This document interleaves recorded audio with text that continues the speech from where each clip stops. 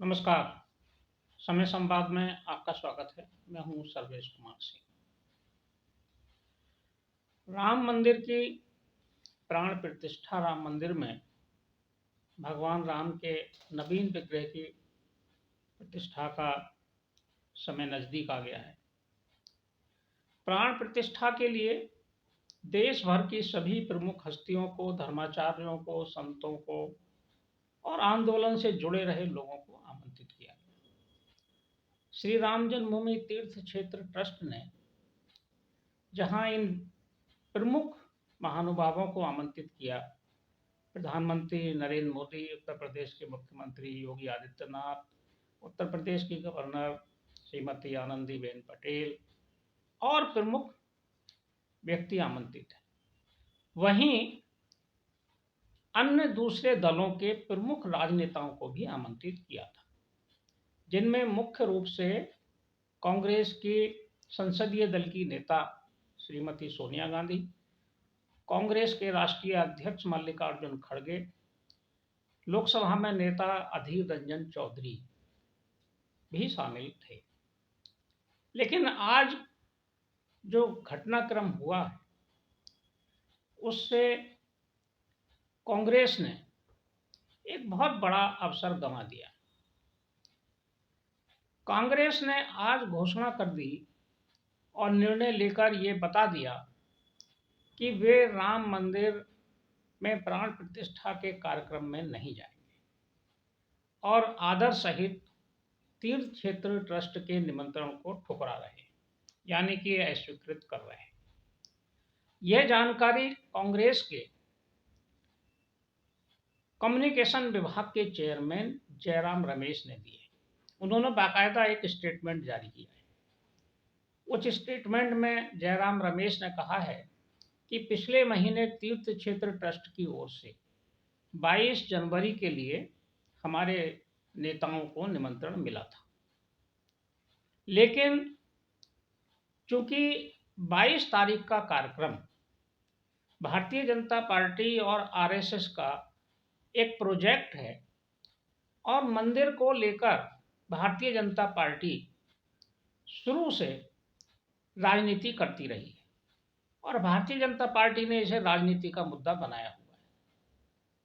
ये RSS BJP का एक इवेंट है और साथ ही उन्होंने ये भी कहा कि चूंकि सर्वोच्च न्यायालय का निर्णय आया, उसे सबने स्वीकार किया, लेकिन भारतीय जनता पार्टी और आरएसएस के लोग इस मंदिर को पूर्ण होने से पहले ही वहां प्राण प्रतिष्ठा करा रहे हैं, यानी कि अधूरे मंदिर में निर्माण पूरा नहीं हुआ और प्राण प्रतिष्ठा का कार्यक्रम किया जा रहा है। इसलिए हमारे नेता उस कार्यक्रम में शामिल नहीं होंगे और आदर सहित निमंत्रण को अस्वीकृत करते हैं। ये बात आज कांग्रेस ने स्पष्ट कर दी। करीब 1 महीने के संशय के बाद कांग्रेस इस निर्णय पर पहुंची कि उसे भगवान राम के सामने नहीं जाना है। कांग्रेस ने, ये उनका निजी फैसला है, भगवान राम से विमुख होने का निर्णय किया, लेकिन राजनीति के इतिहास की कांग्रेस ने एक बहुत बड़ी गलती कर दी और एक अवसर था जो कांग्रेस ने गंवा दिया।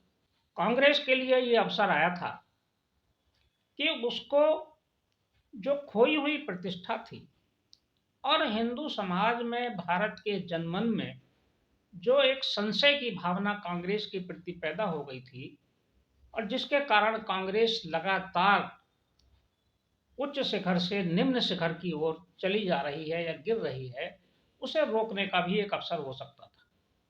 भारत के जनमन में राम बसते हैं, भारत के कण कण में राम बसते हैं। कांग्रेस ने इस मुद्दे को राजनीतिक नजरिए से देख लिया। अगर कांग्रेस इसको राष्ट्रीय दृष्टिकोण से देखती, कांग्रेस अगर इसे सामाजिक और सांस्कृतिक दृष्टि से देखती, कांग्रेस अगर ये देखती कि राम सबसे ऊपर है, राम राजनीति से ऊपर है, ठीक है, अगर उनको लगता है कि भारतीय जनता पार्टी और आरएसएस राजनीति कर रहे हैं तो उन्हें राजनीति नहीं करनी चाहिए, आगे आते और आगे आके कार्यक्रम में शामिल होते तो शायद कांग्रेस को एक बहुत बड़ा सहानुभूति का लाभ मिल सकता था।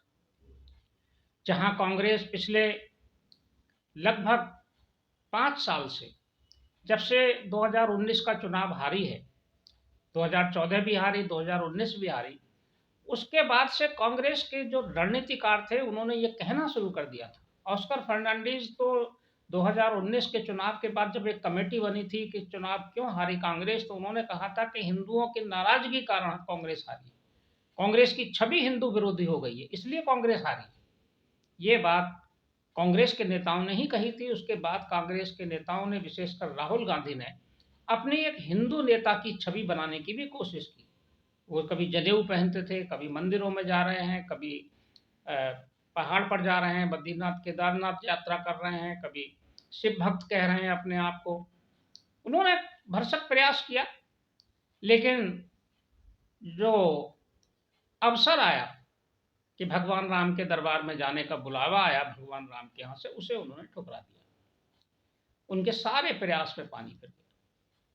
और सिर्फ इसलिए कांग्रेस ने, सिर्फ इसलिए कि मुस्लिम वोट नाराज ना हो जाए, उन्हें लग रहा है कि शायद 2024 के चुनाव में उन्हें मुसलमान वोट मिलेंगे, और अगर वो चले जाते वहाँ राम मंदिर के प्राण प्रतिष्ठा समारोह में तो मुसलमान नाराज हो जाते। ये उनका बहुत बड़ा भ्रम था। मुसलमान तब भी नाराज नहीं होते। इस देश का मुसलमान इतना नासमझ नहीं है, मुसलमान समझदार है। मुसलमानों ने इस नियति को स्वीकार किया है कि भगवान राम का मंदिर बन रहा है, सर्वोच्च न्यायालय में मामला हार गया मुस्लिम पक्ष, तो मंदिर का निर्माण हो रहा है। उन्होंने यथास्थिति को स्वीकार किया है, और ये नेता ये मानकर चल रहे हैं कि मुसलमान नाराज हो जाए। कांग्रेस ने जो गलती की है उस पर कांग्रेस के अंदर से ही स्वर उठ रहे हैं। आचार्य प्रमोद कृष्णन ने बहुत तीखी टिप्पणी की है। उन्होंने कहा है कि कांग्रेस के फैसले ने दिल तोड़ दिया। कांग्रेस के और कई नेताओं की तरफ से बयान आए हैं जिन्होंने कहा है कि इस तरह का फैसला नहीं लेना चाहिए था। हालांकि एक राज्य की सरकार, कर्नाटक में कांग्रेस की सरकार है, कर्नाटक की कांग्रेस सरकार ने राम मंदिर की प्राण प्रतिष्ठा के समारोह के दौरान वहां पूरे प्रदेश में मंदिरों में पूजा करने का आह्वान किया है और कहा है कि प्रतिष्ठा के दौरान, प्राण प्रतिष्ठा के दौरान सभी मंदिरों में पूजा अर्चना की जाए, समारोह किए जाए। वहाँ के जो उप मुख्यमंत्री हैं शिव कुमार, उन्होंने बयान भी दिया है कि भगवान राम सबके हैं और सबके आराध्य हैं, सबकी आराधना करनी चाहिए। लेकिन कांग्रेस में जो शीर्ष नेतृत्व है उसमें जो रणनीतिकार है या जो इनके सलाहकार हैं वो वामपंथी मानसिकता से प्रभावित है। वो कांग्रेस को उसकी सही दिशा पर आने ही नहीं देते। वो हर कोशिश ये करते हैं कि कांग्रेस की छवि ऐसी बनी रहे, सेकुलर बनाने के चक्कर में वो कांग्रेस की छवि को हिंदू विरोधी बना देते हैं। कांग्रेस को जब एक अवसर आया कि भगवान राम के यहाँ दरबार में जाकर वो अपने पिछले जो तमाम आरोप थे या जो जिस तरह की उनके निर्णय थे उनसे वो पीछा छुड़ा सकते थे, छुटकारा पा सकते थे और नई धारा में आगे आ सकते थे, तो वो मौका चूक गए। एक तरह से कांग्रेस ने खुद ही अपने आप को हिट विकेट कर लिया है और कांग्रेस इस मुद्दे पर आउट हुई है। लोकसभा चुनाव के पहले इस तरह का आत्मघाती कदम उठाना कांग्रेस के लिए बहुत बड़ी कीमत चुकाने का कारण बनेगा। कांग्रेस हमेशा संसद में रही, हमेशा संशय की स्थिति में उसने अपने समय गुजारा, विशेषकर राम मंदिर को लेकर। राम मंदिर के मुद्दे पर कई बार कांग्रेस आगे बढ़ी, एक कदम आगे बढ़ती थी और 2 कदम पीछे हटती थी। अगर हम कांग्रेस का इतिहास शुरू से देखें और राम मंदिर का इतिहास भी देखें तो ऐसा नहीं है कि कांग्रेस के नेताओं के मन में राम मंदिर के प्रति आस्था न रही। वो समय जब 1949 का समय था, 22 और 23 दिसंबर की रात, जब भगवान राम का प्रगटीकरण उस स्थान पर हुआ था, विवादित स्थल जिसे कहा जाता था, तब सरकार केंद्र में कांग्रेस की थी, राज्य में भी कांग्रेस की थी।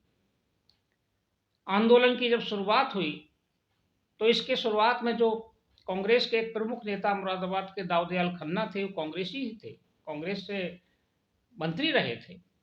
उन्होंने अगुवाई की आंदोलन की, लेकिन कभी कांग्रेस ने ये आगे बढ़कर इस आंदोलन का श्रेय लेने की कोशिश ही नहीं की। वो हमेशा कांग्रेस को एक चिमटी से छूने जैसा एक उपक्रम करती रही कि शायद कांग्रेस अगर राम मंदिर आंदोलन को हाथ लगा देगी तो हाथ जल जाएगा। कांग्रेस के ही डॉक्टर करण सिंह थे जिन्होंने विराट हिंदू समाज नाम से संगठन बनाया और दिल्ली में एक हिंदू सम्मेलन किया। डॉक्टर करण सिंह 6 मार्च 1983 को मुजफ्फरनगर के हिंदू सम्मेलन में गए। हिंदू जागरण मंच ने सम्मेलन किया था। इसमें पहली बार प्रस्ताव पारित हुआ कि भगवान राम के जन्म स्थल को मुक्त किया जाए, मथुरा और काशी के स्थान मुक्त किए जाए। उस कार्यक्रम में कई वरिष्ठ नेता थे। दाऊदयाल खन्ना वहां थे, गुलजारी लाल नंदा वहां थे, कई कांग्रेस के नेता इस आंदोलन में सहानुभूति रखते थे। जब 1 फरवरी 1986 को ताला खुला अयोध्या में, तब भी कांग्रेस की सरकार थी, राज्य में भी और उत्तर प्रदेश में भी, दोनों स्थानों पर। और शिलान्यास हुआ, जब पहला शिलान्यास हुआ 9 नवंबर 1989 को, तब भी कांग्रेस की सरकारें थी। दोनों सरकारें कांग्रेस की थी, राज्य में भी और केंद्र में भी। कांग्रेस की सरकार ने ही 6 दिसंबर 1992 के बाद जब ढांचे का ध्वंस हुआ तो 67 एकड़ भूमि और पूरा जो क्षेत्र है वो अधिग्रहित किया, अयोध्या एक्ट बनाया।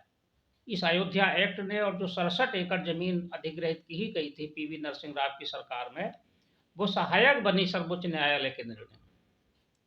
उसी के कारण पूरा 70 एकड़ का जो भूखंड था, स्थान था, विवादित स्थल समेत, जिसमें 2.77 एकड़ विवादित स्थल था, बाकी 67 एकड़ वो स्थान था जो कांग्रेस ने की सरकार ने अधिग्रहित किया था।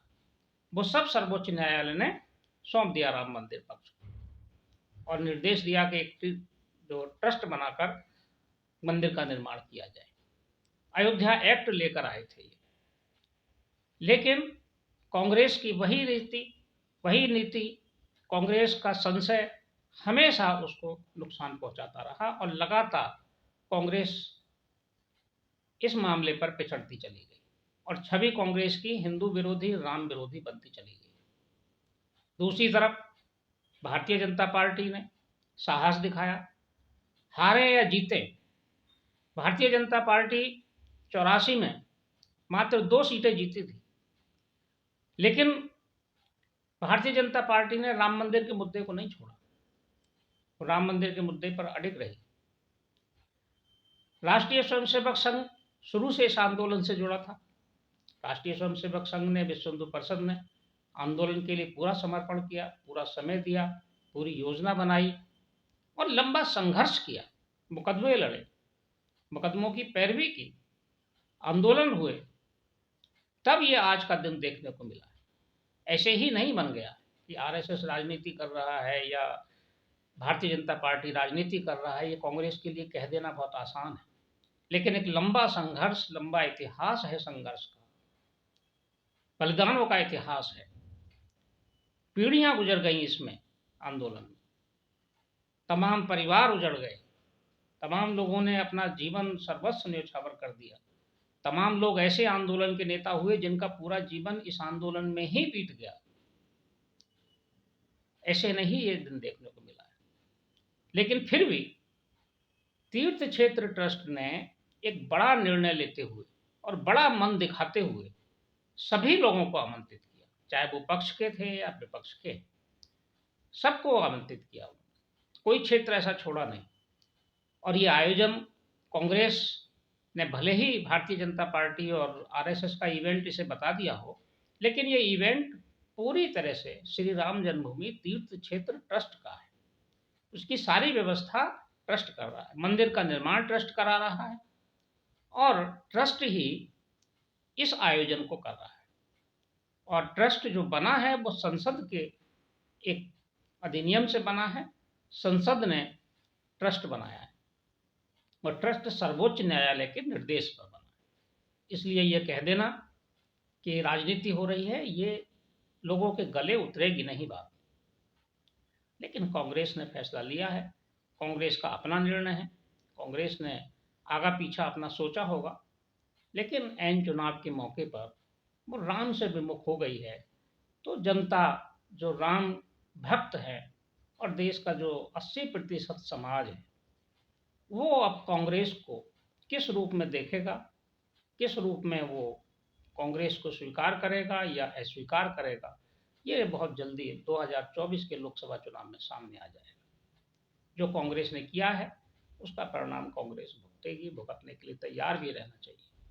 समय संवाद में आज बस इतना ही, कल फिर मिलेंगे किसी एक खास विषय के साथ। तब तक के लिए मैं सर्वेश कुमार सिंह आपसे विदा लेता हूँ। नमस्कार।